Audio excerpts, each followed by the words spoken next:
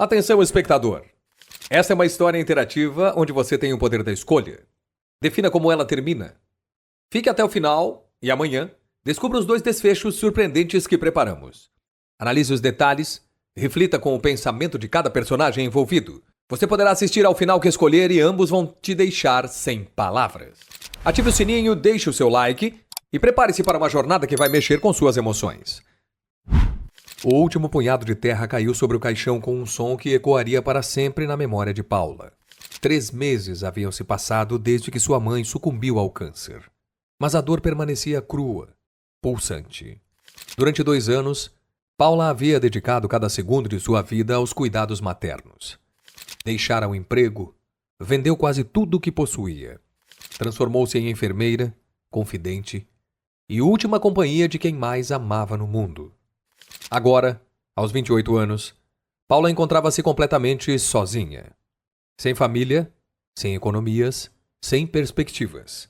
O apartamento alugado onde vivera com sua mãe estava sendo despejado. As contas médicas haviam consumido suas últimas reservas.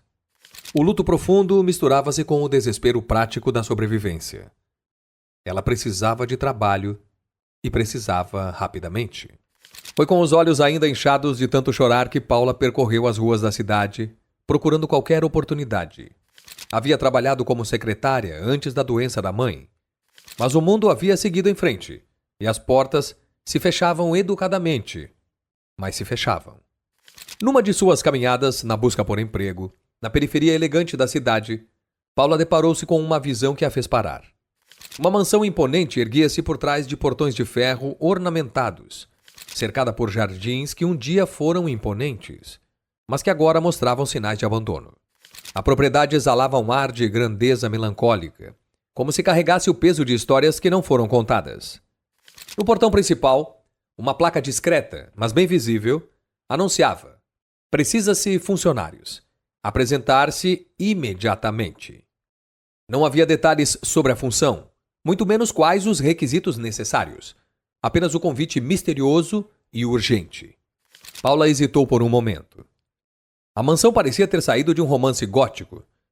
Janelas do 2º andar permaneciam fechadas por pesadas cortinas, enquanto o 1º andar mostrava sinais de vida. Mas algo na atmosfera daquela mansão a fazia sentir-se atraída e apreensiva ao mesmo tempo. A necessidade falou mais alto. Ela pressionou a campainha e o som ecoou por longos segundos antes que a pesada porta se abrisse. Uma mulher na casa dos 50 anos apareceu no vão da porta. Elegante, vestindo um conjunto discreto, ela possuía olhos penetrantes que pareciam avaliar Paula em segundos. Seu rosto era inexpressivo, quase frio, mas não era hostil. A mulher perguntou se Paula vinha por causa do anúncio, e ao receber uma resposta afirmativa, apresentou-se como Marta, administradora da propriedade, e a convidou para entrar. O interior da mansão era uma contradição fascinante. O 1º andar exibia um luxo inimaginável para ela. Móveis antigos de madeira nobre, cristais que refletiam a luz como diamantes, tapetes persas que pareciam ter custado fortunas. Porém, tudo estava coberto com uma camada sutil de abandono, como se a vida tivesse se retirado gradualmente daqueles cômodos. Marta conduziu Paula através de corredores adornados com retratos de família, rostos que pareciam observá-la com curiosidade. Chegaram a uma sala menor, provavelmente um escritório, onde a mulher sentou-se atrás de uma escrivaninha antiga. Ali, com um tom de voz tranquilo, lhe foi explicado que a função era de empregada doméstica e zeladora, com salário 3 vezes acima do valor de mercado. As tarefas incluíam limpeza, manutenção básica e preparo de refeições. A oferta parecia boa demais para ser verdade. Maria então revelou que existia apenas uma regra inviolável. Jamais, sob hipótese alguma, Paula deveria subir ao 2º andar. Essa parte da casa estava completamente proibida aos funcionários. Não deveria questionar ruídos que pudesse ouvir de lá. Não deveria investigar, muito menos demonstrar curiosidade. O 2º andar simplesmente não deveria existir para ela. O aviso veio acompanhado de um olhar penetrante que não deixava dúvidas sobre a seriedade da advertência. Quando Paula tentou perguntar o motivo, Maria foi categórica ao negar qualquer explicação. Paula pensou no despejo iminente, nas contas acumuladas, na solidão que a aguardava e aceitou as condições. Os primeiros dias de Paula na mansão foram marcados por uma solidão peculiar. A casa era grande o suficiente para que ela passasse horas sem encontrar Maria, que parecia ter seus próprios compromissos fora da propriedade. O silêncio era quebrado apenas pelo tic-tac dos relógios antigos e, ocasionalmente, pelos sons misteriosos do segundo andar. Paula estabeleceu uma rotina. Acordava cedo, preparava café na cozinha espaçosa e pouco utilizada. Depois, começava suas tarefas de limpeza e manutenção. A casa parecia ter sido construída para abrigar uma família grande, mas apenas o primeiro andar mostrava sinais de que havia sido usada recentemente. Durante esses primeiros dias, Paula começou a mapear os sons do segundo andar. Notou um padrão: passos suaves, quase sussurros, que sugeriam uma presença constante, porém discreta. Às vezes, o som de uma porta fechando delicadamente, ou o arrastar sutil de móveis. Alguém definitivamente vivia lá em cima, mas seguia uma rotina silenciosa e misteriosa. Na terceira semana, uma tempestade violenta atingiu a região. Paula nunca havia visto nada igual. Raios cortavam o céu como facas de luz. Trovões faziam a mansão tremer em suas fundações, e a chuva açoitava as janelas com fúria. A energia elétrica oscilava constantemente, mergulhando a casa em trevas que pareciam infinitas. Era quase meia-noite quando Paula acordou assustada por um som diferente. Não eram os ruídos habituais do segundo andar, mas algo mais próximo. Um estrondo vindo da cozinha, seguido pelo barulho de vidro se despedaçando. Vestindo apenas um hobby, ela pegou uma lanterna e desceu até a cozinha. A porta dos fundos estava entreaberta, batendo com o vento. Cacos de vidro espalhavam-se pelo chão, e ela logo percebeu que uma das janelas havia sido estilhaçada pela força do temporal.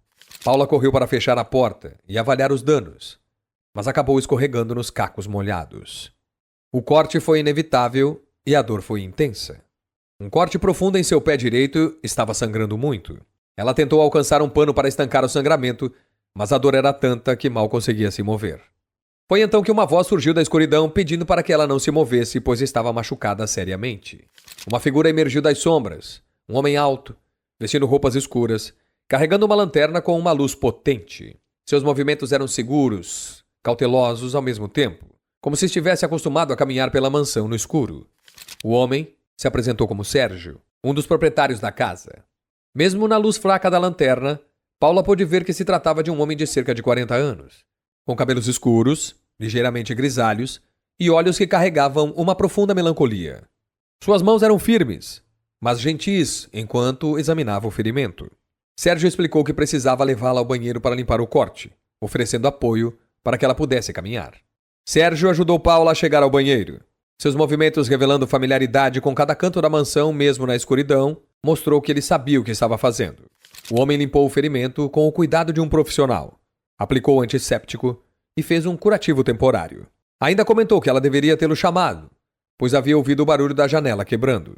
Quando Paula explicou que não sabia que ele existia, muito menos como encontrá-lo, ele esclareceu que o segundo andar não era proibido para emergências, sugerindo que Maria, a governanta, às vezes exagerava nas regras. Havia algo na maneira como ele disse isso que sugeria uma história muito mais complexa por trás dessa proibição. Sérgio garantiu que ela ficaria bem e que precisava manter o pé elevado por alguns dias. Ofereceu-se para ajudar com suas tarefas até que ela se recuperasse completamente.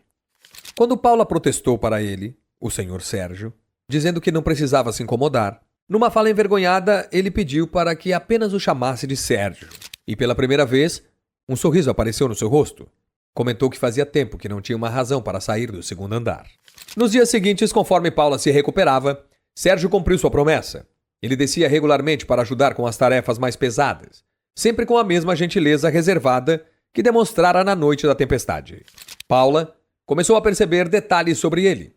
A maneira como seus olhos se iluminavam levemente quando ela sorria, como ele conhecia cada canto da mansão com intimidade, como suas mãos revelavam tanto cuidado quanto força. Havia nele uma gentileza natural, que contrastava com a expressão profunda, às vezes triste, que carregava. Conversava um pouco no início, mas os silêncios não eram desconfortáveis.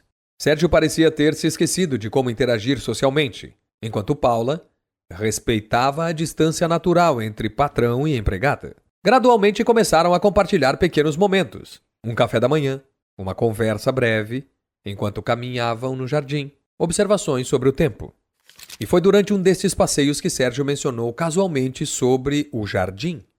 Comentou que ele já havia sido o orgulho da casa e que alguém muito especial para ele costumava cuidar das plantas. Paula notou a pausa, a dor que cruzou seu rosto ao falar sobre essa pessoa misteriosa. Ela sugeriu que gostaria de ver o jardim de perto, oferecendo uma distração gentil. Eles caminharam juntos um pouco mais naquela tarde. Apesar do abandono aparente, Paula conseguia ver a estrutura de um projeto paisagístico sofisticado. Havia canteiros de rosas que ainda floresciam timidamente, uma fonte central que não funcionava há anos, e caminhos de pedra que serpenteavam entre árvores centenárias. Sérgio parou diante de um canteiro de rosas brancas e comentou que ela costumava dizer que um jardim era como uma pessoa. Precisava de cuidado, atenção e amor. Quando perdia isso, não morria imediatamente, mas se retraía, se escondia e esperava. Quando Paula perguntou suavemente quem era ela, Sérgio ficou em silêncio por um longo tempo, seu olhar perdido nas rosas que insistiam em florescer, apesar do abandono. Finalmente, com a voz quase sussurrando, ele revelou que se tratava de sua filha, Isabela. Nas semanas seguintes, aos poucos, Sérgio começou a compartilhar fragmentos da história de Isabela. Ela havia sido uma criança brilhante, apaixonada por arte e natureza. Aos 16 anos, demonstrava um talento extraordinário para a pintura, e seus quadros já chamavam a atenção de críticos locais. Sérgio contou numa tarde chuvosa, enquanto observava um jardim pela janela da sala, que estava tudo planejado para ela. Isabela estudaria arte em Paris, teria todas as oportunidades que ele nunca tivera. Era sua única filha, sua razão de viver, depois que sua esposa morreu durante o parto. Paula sentia que havia camadas de dor nessa história que ele ainda não conseguia revelar completamente. Quando perguntou gentilmente o que havia acontecido com Isabela, Sérgio fechou os olhos como se a pergunta despertasse uma dor física. Ele explicou que houve um acidente terrível.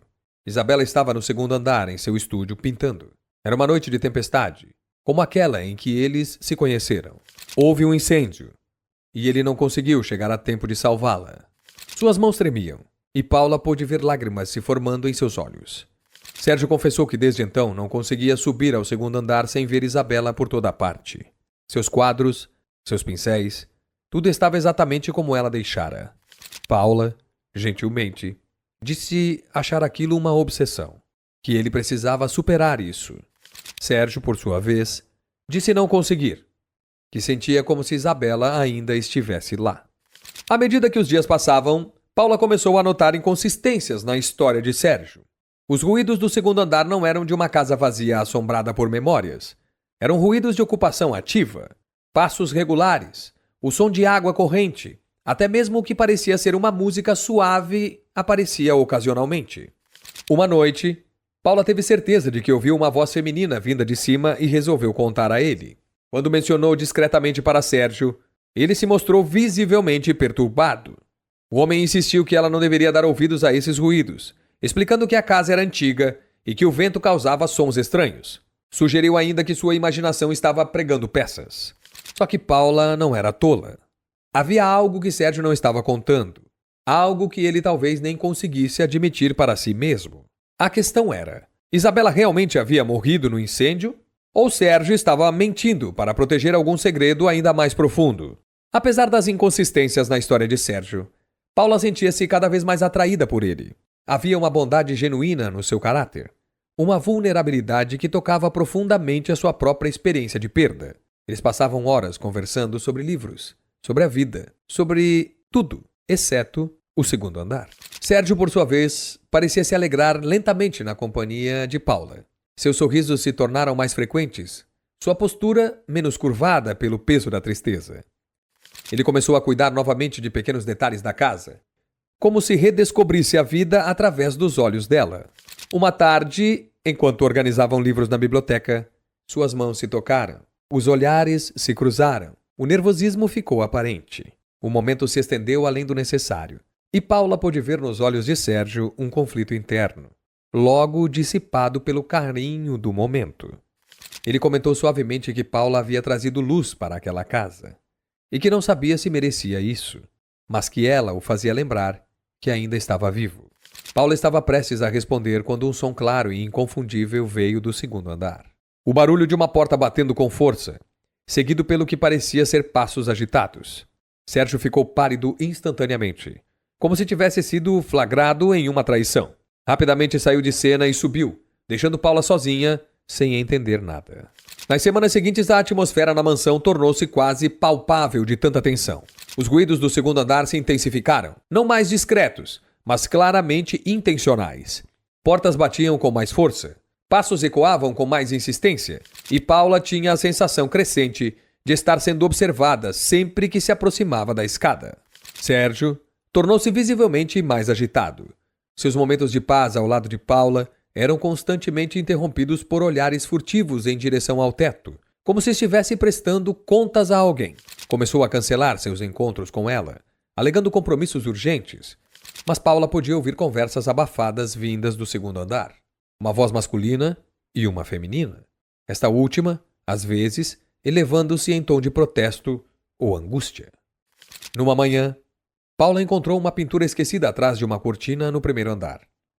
Era claramente o trabalho de uma artista talentosa. Um autorretrato de uma jovem mulher de cabelos escuros e os olhos intensos com uma assinatura no canto. Isabela, 1995. A pintura estava em perfeito estado de conservação, sem sinais de dano, por fogo ou por qualquer coisa. Se Isabela havia morrido em um incêndio em seu estúdio, como essa pintura havia sobrevivido intacta? E por que a data era de apenas 3 anos atrás, quando Rafael havia dado a entender que a tragédia ocorrera há muito mais tempo? Naquela noite, Paula enfrentou uma escolha que mudaria tudo. Ela estava claramente se apaixonando por Sérgio. Isso era inegável. Entender o que estava acontecendo. Não havia como ignorar as inconsistências na história sobre a sua família. O segundo andar guardava um segredo que estava afetando não apenas a vida dele, mas agora a vida dela também. As possibilidades giravam em sua mente. Isabela estava viva no segundo andar? Talvez ferida ou traumatizada pelo suposto acidente? Ou seria a esposa de Sérgio, que ele havia dito ter morrido no parto, mas que na verdade havia sucumbido à depressão após perder a filha? A escada se erguia diante dela como um caminho sem volta. Subir significaria quebrar a única regra que havia prometido seguir, mas também poderia ser a única maneira de descobrir o que estava acontecendo. O som de passos suaves começou a ecoar lá de cima, seguido por uma voz feminina cantarolando uma melodia melancólica. Não era a voz de um fantasma. Era a voz de alguém muito real, muito presente e muito infeliz. Paula pôs o pé no primeiro degrau da escada, seu coração batendo como um tambor. Qualquer que fosse a verdade no segundo andar, ela estava prestes a descobrir. E essa descoberta, ela suspeitava, mudaria não apenas a sua vida, mas também o destino de todos os que habitavam a mansão dos segredos. A verdade está prestes a ser revelada. Paula sobe a escada e descobre o segredo do segundo andar. E qual será esse segredo? Você escolhe o final. Final 1. O cativeiro da culpa. Uma revelação chocante sobre Isabela que vai abalar as suas estruturas emocionais. Desfecho 2. O luto que consome. Uma verdade devastadora que envolve amor, perda, sacrifício e a esposa de Sérgio. Ative o sininho para não perder essa emocionante história. Amanhã você assiste ao final que escolher. Compartilhe com seus amigos e vejam juntos o final emocionante. Não perca, essa história vai mexer com suas emoções de uma forma que você nunca imaginou. Até amanhã.